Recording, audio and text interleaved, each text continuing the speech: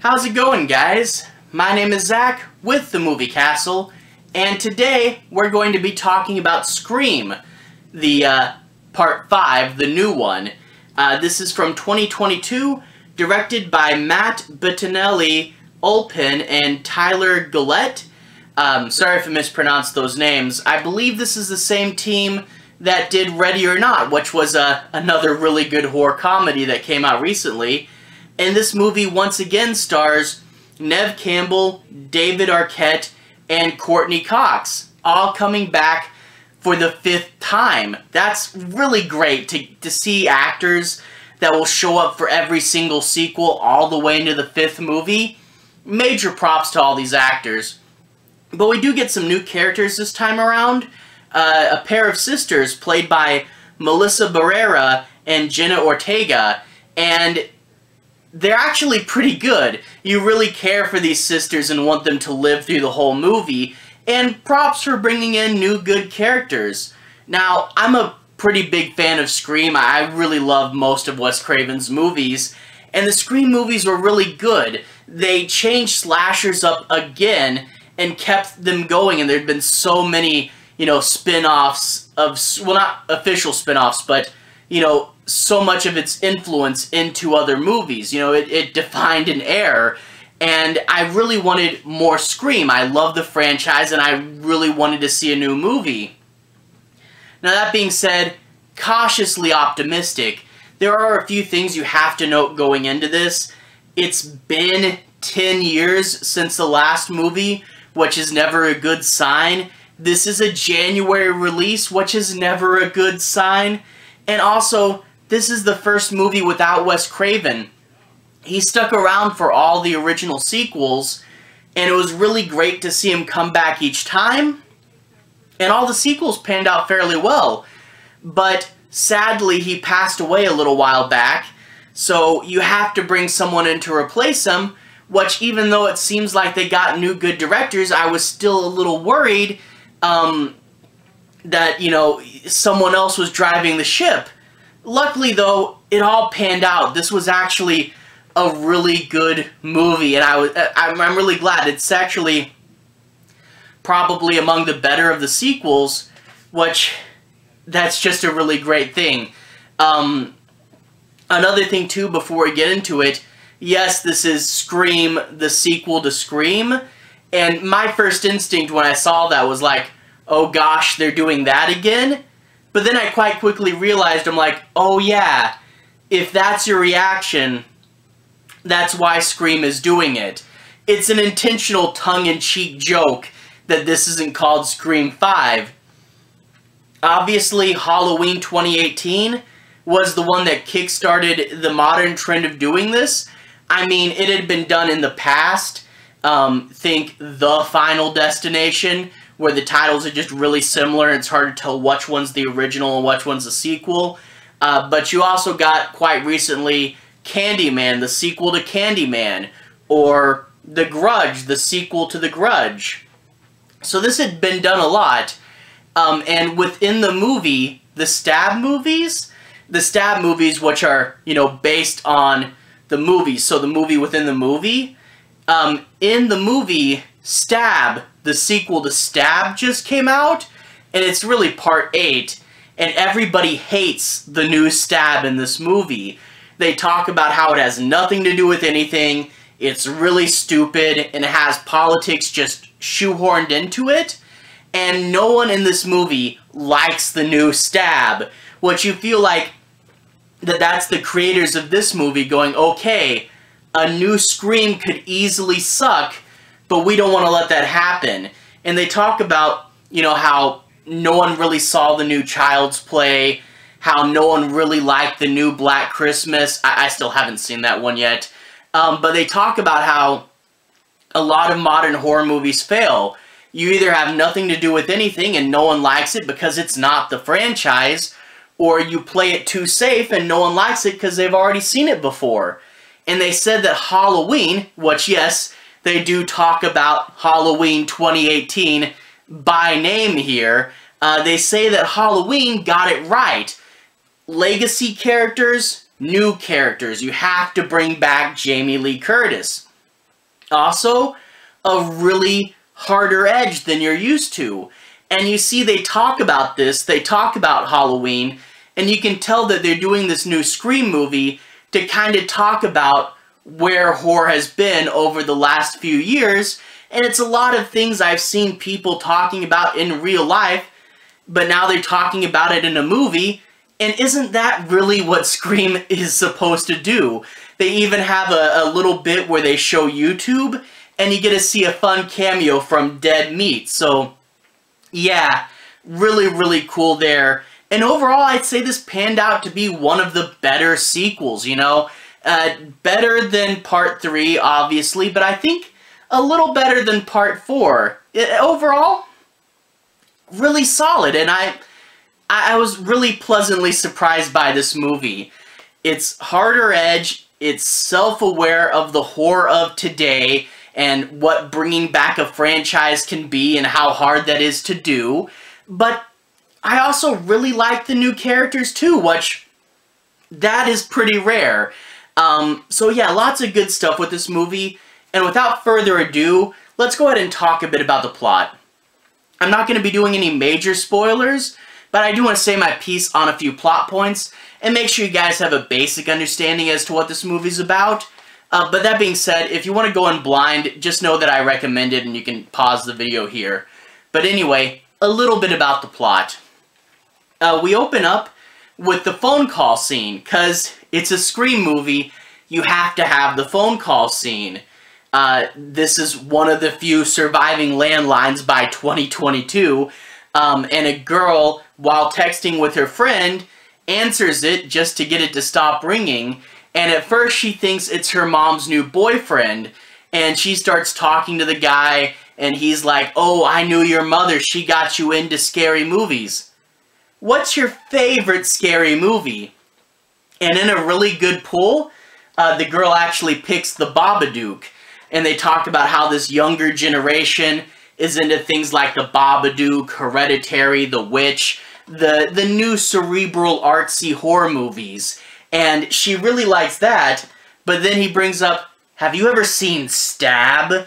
And, you know, you get these people into the new big shiny things, don't necessarily know the classics. And she goes, "Stab, I think I saw that once with my mom a bit ago. It was really cheesy in 90s, right?" And then in one of my favorite jokes of the movie, he's like, "Do you remember how Stab began? Do you remember the opening scene?" And he's really trying to nudge her, but she just doesn't get it. It's the same thing that's happening right now. But this, of course, does turn into Ghostface pulling his antics and quizzing her on scary movies. And I really love how he quizzes her on the first Stab, and she cheats by going to IMDb on her phone. That was really funny.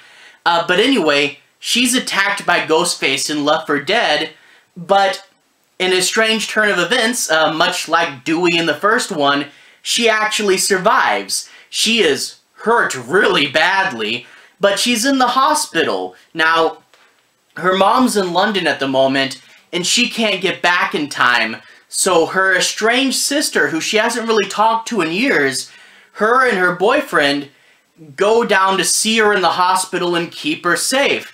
Hospital's really good setting, a little bit of Halloween 2 mixed in here. But anyway, she goes to protect her sister, and really early on, Ghostface shows up and goes after her. I really do love they keep with the tradition. Ghostface is not afraid to swing for those final girls early on in the movie. He attacks her, but she knows why. It's actually this really interesting thing. You see why Billy and Sydney's relationship was on the rocks after Sydney's mother's death. Billy actually cheated on her with this other girl, and our new final girl is secretly the daughter of Billy Loomis, the killer from the first movie. And whenever she looks in the mirror, she can see a reflection of Billy just haunting and tormenting her. And she knows that she's the daughter of a killer, which is pretty interesting stuff.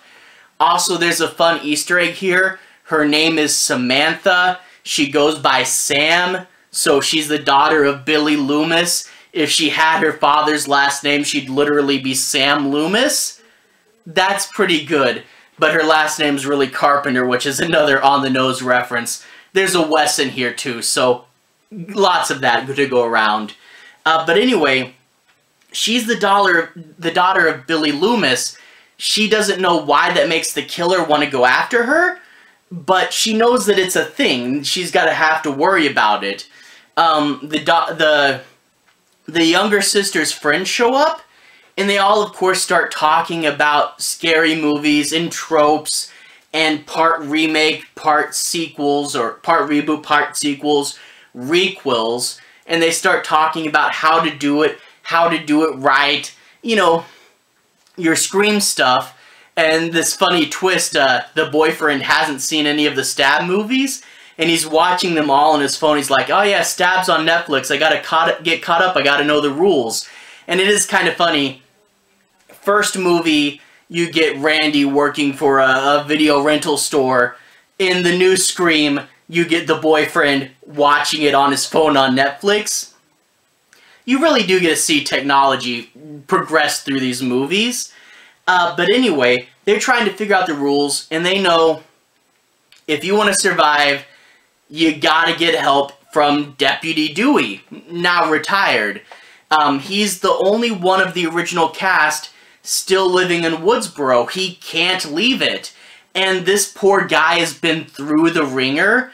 He's living alone in a tiny trailer, and he's separated from Gail, but he still watches her every day on the TV, and just imagining she's still there, and you get to see him with all this white in his beard, and he's just so sad. Like, major props to David Arquette.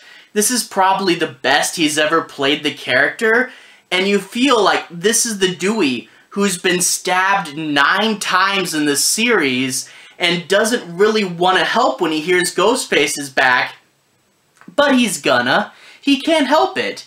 It's the sad, beaten down Dewey, but he's still Dewey and he still has the light, you know? Now, for the rest of the legacy characters, Neve Campbell and Courtney Cox, they don't really get into the movie till the last third of it or so. You see a little bit of them before then, but they're really not in it till the climax. And for a lot of the legacy character section, it's really David Arquette, and he does a really good job with him and this character. You know, this really is one of his best performances in the series. And, you know, seeing him in Scream 1, seeing him as just a kid, and now seeing him grow up, you know, still be the same person, but seeing how he matured and got better, it's really cool to see him in this role.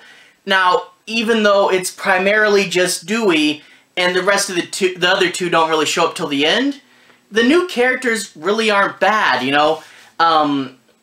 The friends are pretty cool. There's some new interesting characters, you know, like I said, there's even one named Wes, and they talk about horror movies, how you see them now. I mean, there's no one quite as funny and over the top as Billy and Stu from the first one, but they're all really likable and fun characters, and, you know, someone to spend the movie following, and, you know, to hope they don't get killed. They're good enough, but the sisters really do work pretty well. You know, they're sisters, and it's that bond. You know, the first one, the older one, she's a little hard edge. She's really been through a lot, and she's really stiff. But you can tell she cares for her sister, even though she has this hard exterior. And the sister really does feel like, you know, like she's young, she's Gen Z. She really does feel like a character that they would put in any number of these, you know, PG-13 modern horror movies. And in almost any of those other movies, she would have been completely safe, but they are not afraid to put this character through the ringer. She really does have to fight for her survival, and I really do like how any other franchise, yeah, she'd probably be safe. In this one, Ghostface is going to break her leg under his boot. Very brutal. She's gonna get stabbed in the hand and then have to go away from Ghostface on a wheelchair, having to use her freshly stabbed hand, and it hurts the whole time. Like, they really put this character through the ringer. You can tell she's not safe, and major props for them for that.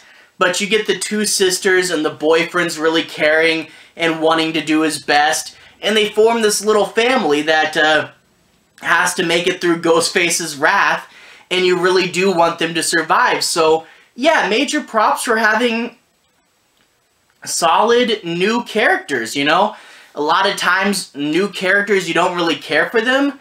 I mean, think Scream 4. Scream 4 was about reboots, but Wes Craven pulled a little joke there where he knew no one really cared about the new characters, and in turn you don't really get too much screen time and you kind of brush them under the rug, which was Wes Craven talking about horror movies of the time. And you don't really care about any of the Scream characters except for Kirby, which, by the way, I'm told there's a Kirby Easter egg in this, if you want, when they do the YouTube section. But anyway, Wes Craven dismissed those as kind of a joke about how horror movies were now. But horror movies are changing, and they really do want to make sure these new characters work nowadays. And like in Halloween, the new girl works. So they had to put in a lot of time to making sure these new characters work, and they really did, and major props for that. Overall, the movie was really good. It talked about horror movies in the way people are talking about them now. That was really cool. It still feels very much like Scream, but with a harder edge, and it really does a good balance between old and new characters.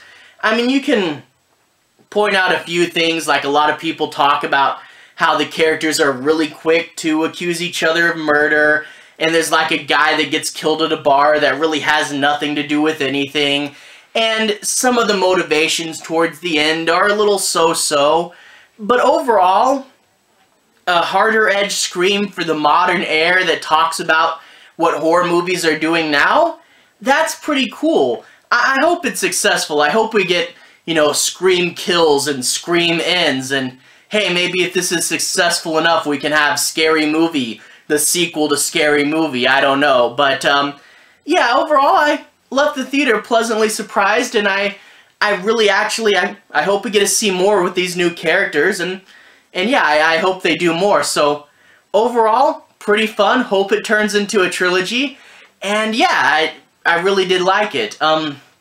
Anyway, to everyone who's watched so far, thank you for watching. To everyone who's liked and subscribed, thank you. You really are helping the channel out. I'll leave a relevant playlist on the bottom. If you guys want to see more, you can click there and see more. It should be my Slashers playlist, and in that playlist, I've talked about the first Scream, and I'll be trying to get to the rest of them pretty soon, so more of them should pop up in that playlist. But I've also talked about Halloween and Friday the 13th, and even older ones like A Bay of Blood and Alice Sweet Alice. So, if you want to hear me talk about more slashers, slasher movie playlist on the bottom. Anyway, have a good day. I'll see you guys again very, very soon. Relevant playlist on the bottom. Have a good day now.